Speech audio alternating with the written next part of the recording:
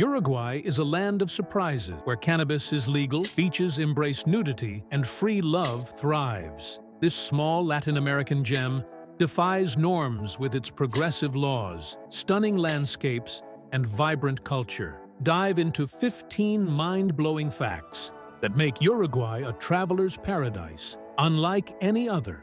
Uruguayan women are very family-oriented.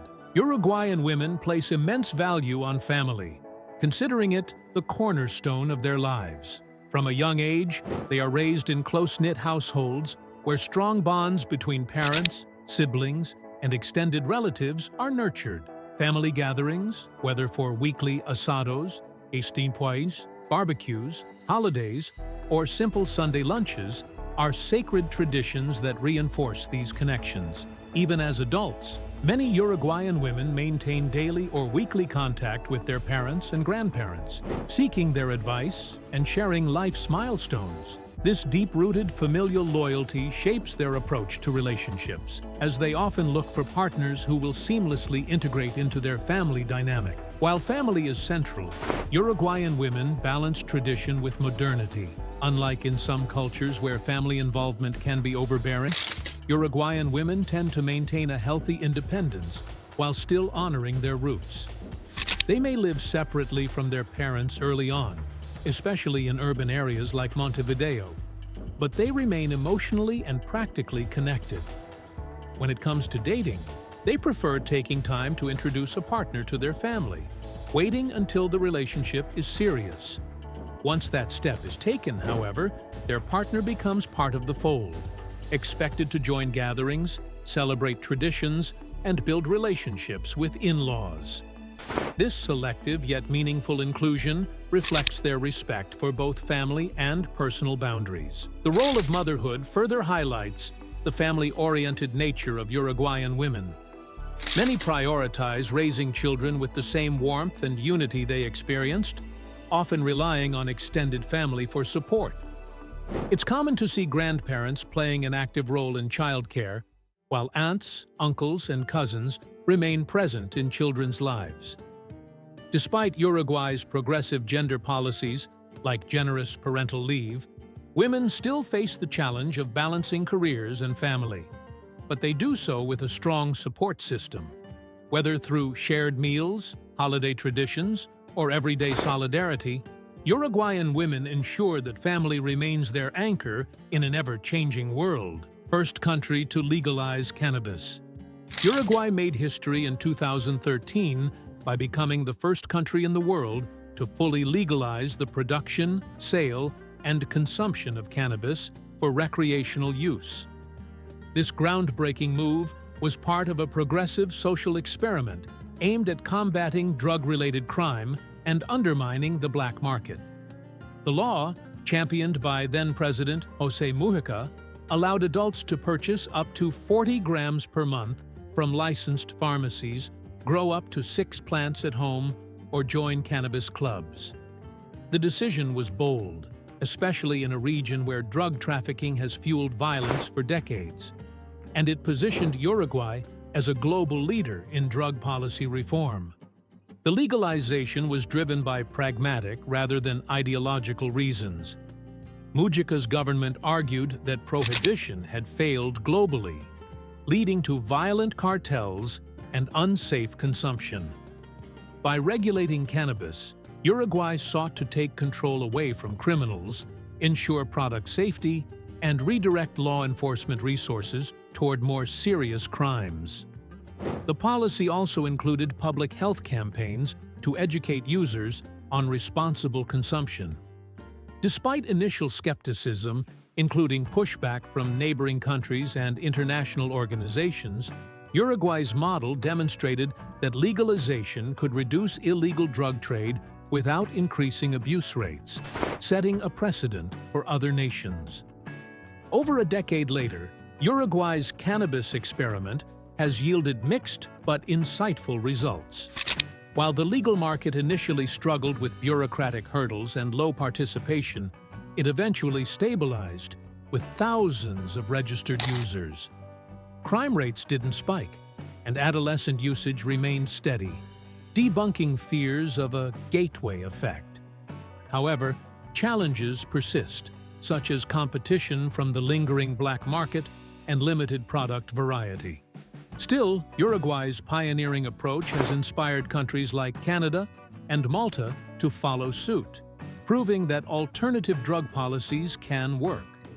The experiment underscores the importance of regulation over prohibition, offering valuable lessons for global drug reform efforts. Nude beaches are legal and socially accepted. Uruguay has earned a global reputation as one of the most progressive countries when it comes to attitudes toward public nudity. Unlike destinations where nude beaches exist, but remain controversial or confined to specific areas, Uruguay's approach is refreshingly matter-of-fact. The country's Atlantic coastline features several officially recognized nude beaches where going without clothing isn't just permitted, it's completely normalized. This cultural acceptance stems from Uruguay's broader philosophy of personal freedom, evident in its pioneering policies on marijuana legalization, LGBTQ+ rights, and secular governance. Visitors often remark how Uruguay's nude beaches feel different from similar spaces elsewhere. Less about exhibitionism and more about simple, unself-conscious enjoyment of nature. What truly sets Uruguay apart is how seamlessly nude beaches blend into the broader beach culture. At places like Playa Chihuahua near Punta del Este or Playa del Barco in Montevideo, you'll find a harmonious mix of nude and clothed beachgoers sharing the same spaces. Families, couples, and solo travelers of all ages coexist comfortably, reflecting a society that views the human body without unnecessary sexualization. The etiquette is straightforward. Respect personal space, avoid staring, and never take photos without explicit permission. Local authorities maintain these beaches just like any others, with clean facilities and occasional police patrols to ensure everyone's comfort and safety. This normalization means first-time visitors often find themselves shedding their inhibitions and swimsuits faster than they expected. The roots of Uruguay's liberal attitude toward nudity run deep in its national character. As one of South America's most secular and egalitarian societies, Uruguay has long championed individual freedoms over social conservatism. The legal framework explicitly protects the right to public nudity as long as it's not disruptive, a policy that dates back to early 20th century liberal reforms. Psychologists and sociologists in Uruguay often cite this openness as contributing to healthier body image standards compared to more restrictive cultures. For travelers, the experience of visiting a Uruguayan nude beach often becomes about more than just sunbathing. It's an immersion into a culture that has thoughtfully balanced personal liberty with social harmony.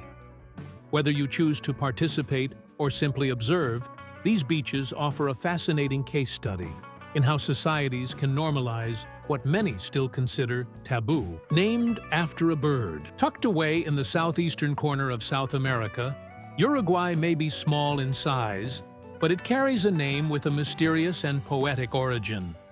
The name Uruguay is widely believed to come from the ancient Guarani language, spoken by the indigenous people who lived in the region long before European colonization. One of the most enchanting interpretations of the name is River of Painted Birds. This lyrical phrase instantly evokes images of vibrant wildlife, colorful flocks soaring above glistening waters, and a deep-rooted connection between nature and language. The Guarani language, rich in symbolism and nature-based metaphors, reflects how indigenous communities viewed and described the world around them. The Uruguay River, which forms part of the border between Uruguay and Argentina, played a central role in the daily lives of these early inhabitants. Along its banks, it wasn't uncommon to find birds of brilliant plumage: flamingos, herons, parrots, and other tropical species, filling the skies with motion and color. For the Guarani, this river may not have just been a geographical feature, but a living, breathing part of their ecosystem, alive with the song and movement of birds. Naming the land after such a feature wasn't just poetic, it was deeply meaningful. What makes this origin story especially fascinating is how it encapsulates Uruguay's quiet beauty and its long-standing respect for nature. Even today, the country remains committed to sustainability, wildlife conservation, and environmental education. Although we may never know with complete certainty whether Uruguay definitively means river of painted birds, the theory continues to inspire curiosity and pride. It's a name that carries the music of history, the colors of culture, and the spirit of a people who saw the world not just as a place to live, but as something to admire and protect. No official religion. Uruguay has stood out for over a century as one of the most secular countries in the Western Hemisphere. In a region where religion often plays a central role in daily life and politics, Uruguay took a bold step in 1917 by formally separating church and state. This constitutional shift was more than a political decision. It marked a deep cultural transformation. Unlike many neighbors, Uruguay did not intertwine Catholicism with national identity. Instead, it paved the way for a society where personal beliefs are just that, personal. What makes Uruguay particularly interesting is how secularism is woven into everyday life. Public schools do not include religious instruction, and national holidays like Christmas and Easter are referred to by neutral names, Family Day and Tourism Week. This approach doesn't erase religion. Rather, it creates space for religious diversity while maintaining state neutrality. Uruguayans, by and large, are respectful of different beliefs, but they rarely place religion at the center of public life. In fact, a significant portion of the population identifies as atheist, agnostic, or simply non-religious, a rarity in Latin America. This secular foundation has helped shape Uruguay into one of the most socially liberal and tolerant countries in the region. The country has led the way in passing laws on same-sex marriage, abortion rights, and marijuana legalization, all deeply debated topics in more religiously influenced societies. Without the weight of religious doctrine guiding political decisions, Uruguay has carved its own path, one that values individual freedom, equality, and evidence-based policymaking. In many ways, its commitment to secularism has become one of the quiet engines behind its progressive social policies and high global rankings in human rights and quality of life. Most liberal abortion laws in South America. In a region where reproductive rights have long been restricted by deeply rooted religious and political traditions, Uruguay emerged as a surprising trailblazer in 2012 by legalizing abortion. This bold step made it one of the first countries in Latin America to offer women the legal right to terminate a pregnancy within the first 12 weeks. What makes Uruguay's decision so striking is that it happened in a predominantly Catholic region, defying cultural norms and taboos that continue to dominate much of the continent. The reform didn't happen overnight. It resulted from years of public debate, persistent advocacy, and a government willing to prioritize women's health and autonomy. Unlike many countries where abortion remains criminalized or limited to extreme circumstances, Uruguay's law emphasizes access, safety, and dignity. The process involves a consultation with a multidisciplinary team, a mandatory 5-day reflection period, and the medical procedure, all provided free of charge through the public health system. This model centers on informed decision-making rather than punishment or shame. The results have been remarkable. Uruguay now has one of the lowest mat-I-RNL mortality rates in Latin America, largely due to the decrease in unsafe abortions. Instead of driving the practice underground, legalization has led to better education, support, and care for women. Uruguay's approach to abortion reflects its broader social philosophy: trust in individual freedom, responsible governance, and a focus on public health. While other Latin American countries continue to grapple with restrictive laws and heated political battles, Uruguay quietly demonstrates what progressive, rights-based policy can look like in practice. Its success challenges the idea that liberal reforms are incompatible with Latin American values. On the contrary, Uruguay has shown that when leaders listen to evidence and respect human rights, real change, life-saving change, is possible, even in the most unlikely corners of the world. Home of the humble president. In a world where presidents often live in luxury and are surrounded by security, José Pepe Mujica of Uruguay stood out as a rare example of humility and simplicity. During his presidency from 2010 to 2015, Mujica captured global attention not for his policies alone, but for the way he chose to live. Instead of residing in the grand presidential palace, Mujica lived in his small, weathered farmhouse on the outskirts of Montevideo with his wife and three-legged dog. He drove an old Volkswagen Beetle and grew flowers for a living. His lifestyle was so modest that he was dubbed the world's poorest president, a title he wore with quiet pride. What made Mujica's story so compelling was not just where he lived, but how he led. He donated nearly 90% of his presidential salary to charities and small entrepreneurs, keeping only a modest amount that matched the average Uruguayan's income. Mujica often said that being poor wasn't about having little, but about needing too much. His speeches, always thoughtful and deeply human, challenged global leaders to rethink multi-realism, environmental responsibility, and social justice. He believed that politics should be about serving people, not personal gain. His words resonated around the world, earning him admiration from both critics and allies. Yet Mujica's appeal went far beyond symbolism. Under his leadership, Uruguay became one of the most progressive countries in Latin America, legalizing same-sex marriage, abortion, and marijuana. But it was his authenticity that made him unforgettable. He never sought the spotlight, but his refusal to conform to political extravagance made him a global icon of honest leadership. In a time when trust in politicians continues to decline, Mujica's life reminds us that true power doesn't come from wealth or status. It comes from integrity, empathy, and the courage to live by one's principles. Lowest corruption in Latin America. In a region often plagued by political scandals, bribery, and institutional distrust, Uruguay stands out as a beacon of transparency and integrity. According to Transparency International, Uruguay consistently ranks as the least corrupt country in Latin America, a feat that has earned global recognition. This distinction is not a lucky accident. It is the result of decades of democratic stability, strong institutions, and a culture that values accountability over secrecy.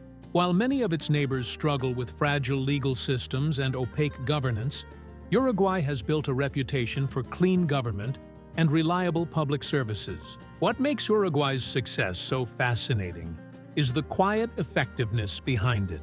Instead of dramatic anti-corruption campaigns, the country focuses on prevention. Laws require public officials to declare their assets, and citizens have access to government records under one of the region's most advanced freedom of information laws.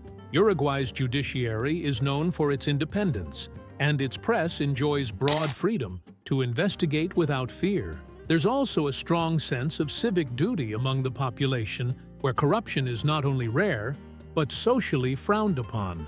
As a result, Uruguayans generally trust their institutions, a rarity in much of Latin America. This culture of integrity has also helped attract foreign investment and boost Uruguay's international image. Multinational companies feel more confident doing business in a country where rules are enforced fairly and predictably. Tourists, too, appreciate the safety and honesty they experience when visiting. In a time when trust in governments is declining across the globe, Uruguay proves that transparency is not just an ideal.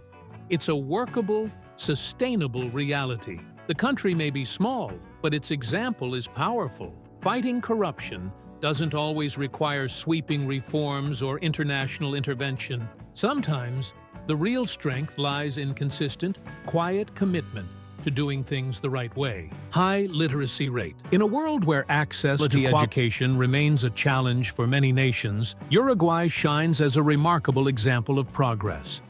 With a literacy rate of over 98%, it holds one of the highest rankings in the entire Americas, an achievement that reflects decades of thoughtful investment in public education. From the earliest stages, Uruguayan children are introduced to reading and writing in a school system that is not only free, but also deeply inclusive.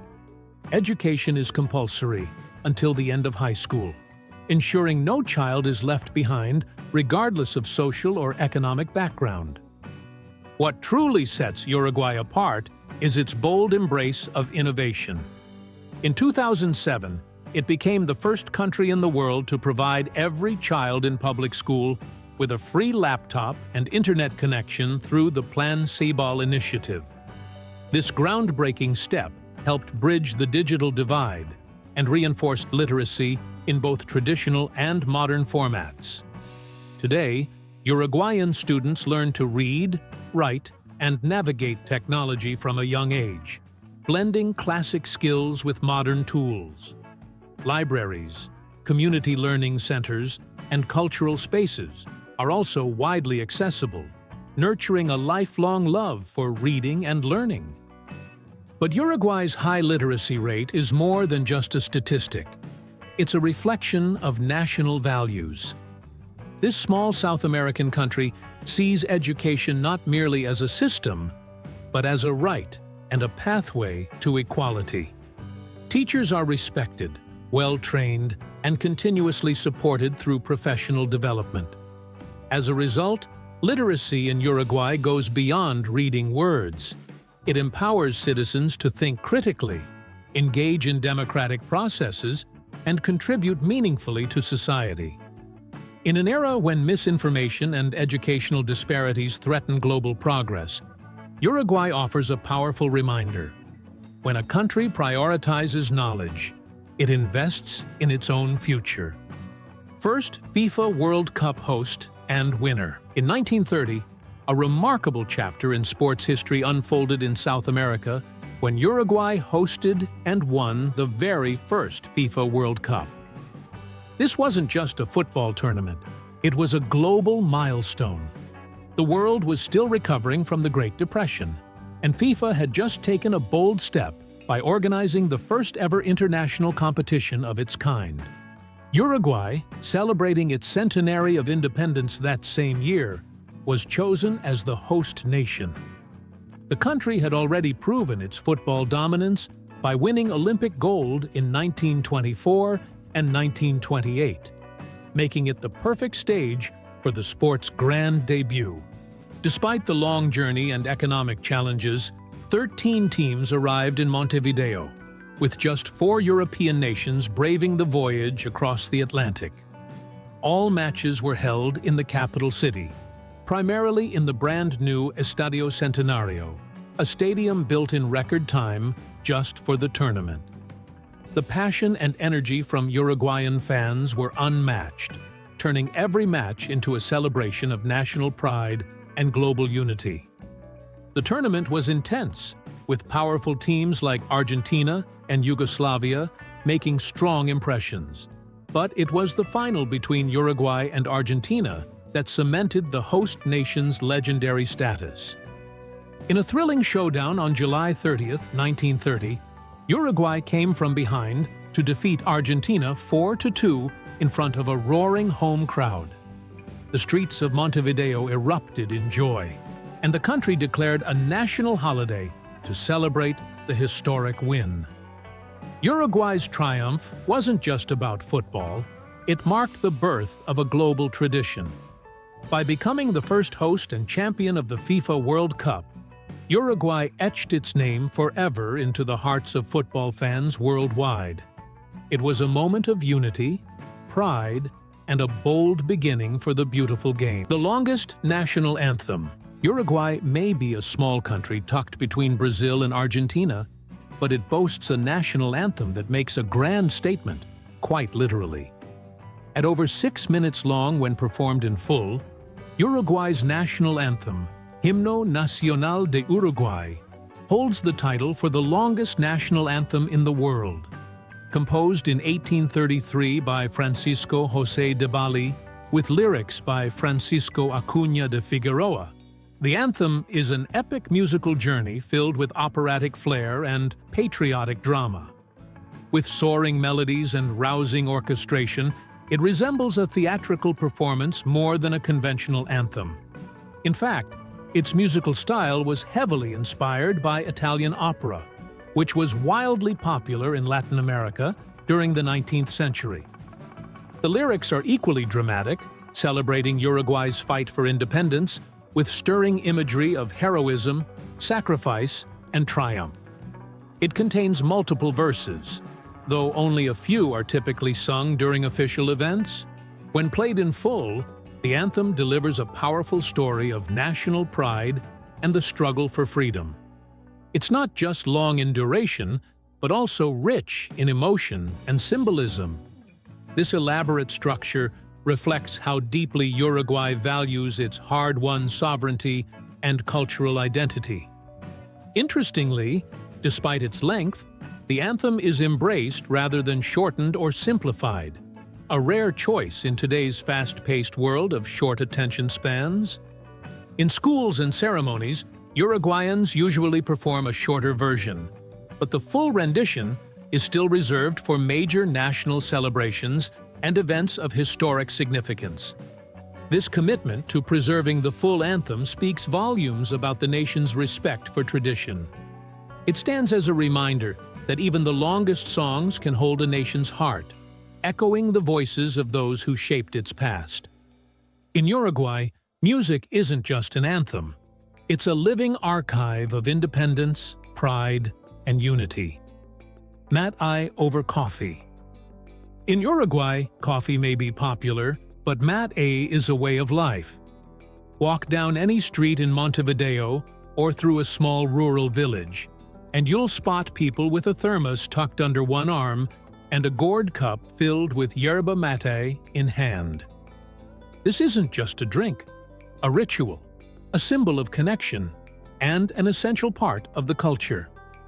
Unlike the quick, on-the-go coffee culture found in many countries, drinking mate is slow, intentional, and often social. Friends gather in parks, co-workers share mate during breaks, and even strangers may offer you a sip, an invitation into their world. What makes Uruguay stand out is just how much mate is woven into daily life.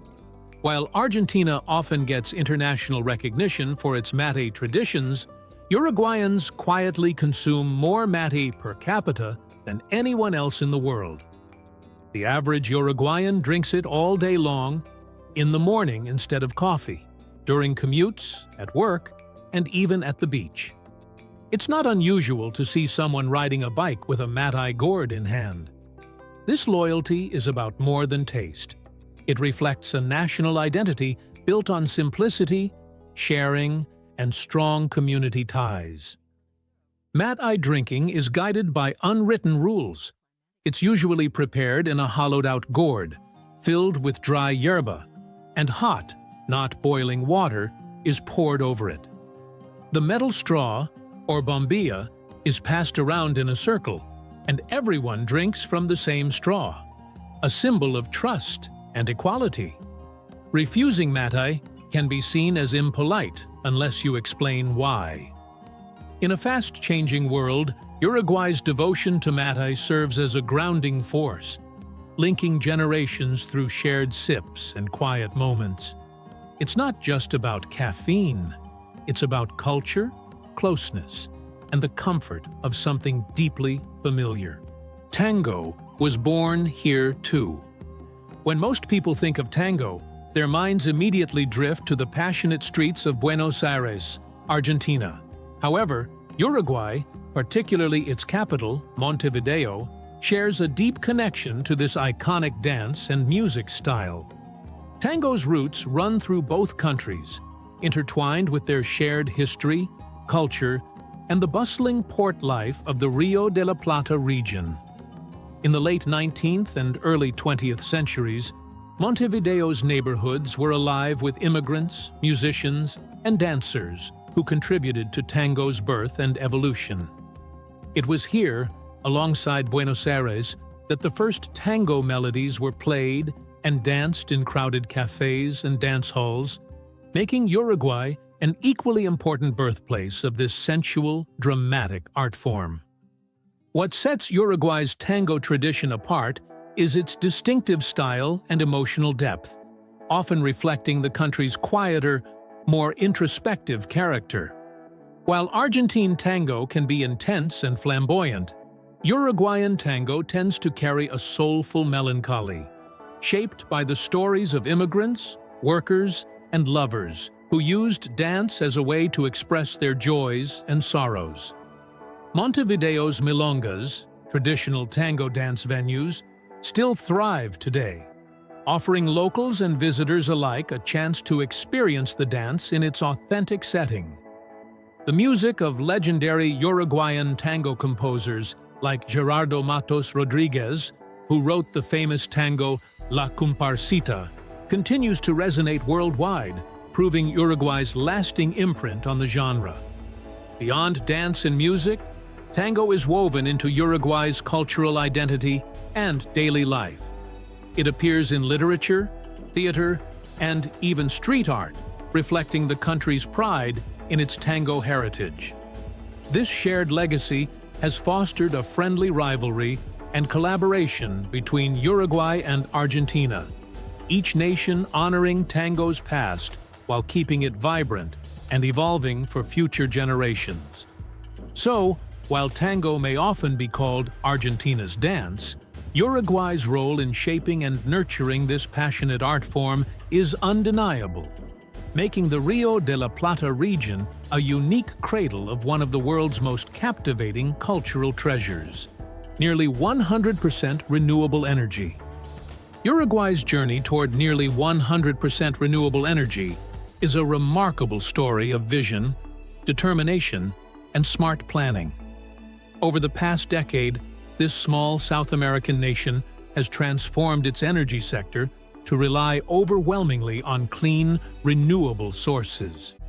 Today, around 98% of Uruguay's electricity comes from renewables, mainly wind and hydropower, making it one of the world's greenest electricity producers. What makes this achievement even more impressive is how quickly the country moved from heavy dependence on fossil fuels to embracing sustainable energy, all while maintaining stable electricity prices and ensuring a reliable supply for its people. Wind power has played a huge role in Uruguay's green energy revolution. Thanks to favorable geographic conditions and strong government support, wind farms have sprung up across the country, providing a significant chunk of the electricity mix. Alongside wind, Uruguay's rivers and dams generate hydropower, which has long been a backbone of the nation's electricity supply. The combination of these two renewable sources has allowed Uruguay to reduce its carbon footprint dramatically and become less reliant on imported fossil fuels. This shift has brought not only environmental benefits, but also energy independence and economic resilience, especially in times of global energy price fluctuations. The success of Uruguay's renewable energy transformation offers valuable lessons for countries worldwide. It shows that with clear policies, public-private partnerships, and investment in technology, a nation can rapidly transition to clean energy without sacrificing reliability or affordability. Uruguay's commitment to sustainability has also boosted job creation in the renewable sector and raised public awareness about the importance of protecting the environment. As the world seeks solutions to climate change, Uruguay's nearly 100% renewable electricity grid stands as a powerful example of what is possible when a country prioritizes clean energy for the future. No army rule. Since 1985, Uruguay's political history is marked by a significant transformation that began in the mid-1980s. After enduring more than a decade of military dictatorship from 1973 to 1985, The country successfully returned to democratic rule and has maintained that stability ever since.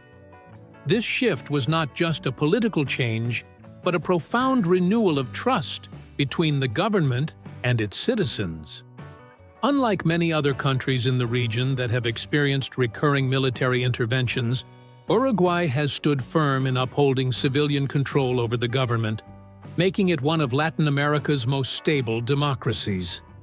The end of military rule in Uruguay was the result of a determined effort by various sectors of society, political leaders, activists, and ordinary citizens who demanded a return to democratic freedoms and human rights. Since 1985, successive governments have worked to strengthen democratic institutions, promote transparency, and ensure the rule of law. This period has seen Uruguay embrace peaceful political transitions, respect for free elections, and protection of civil liberties, contributing to a culture of political stability and social cohesion. Uruguay's experience highlights how a nation can overcome the scars of dictatorship and rebuild a system based on justice and democracy. Today, Uruguay stands out as a beacon of democracy in a region facing authoritarianism and political unrest. Its commitment to maintaining civilian rule and democratic principles has fostered economic growth, social progress, and international respect. Uruguay's journey demonstrates that even after years of oppression, a country can emerge stronger and more united by choosing democracy and rejecting military political interference. This achievement is a powerful reminder of the resilience of democratic values and the importance of protecting them for future generations. Thanks for exploring Uruguay's wild side with us. If you loved these mind-blowing facts, smash that like button, subscribe for more travel adventures, and drop a comment. What surprised you the most?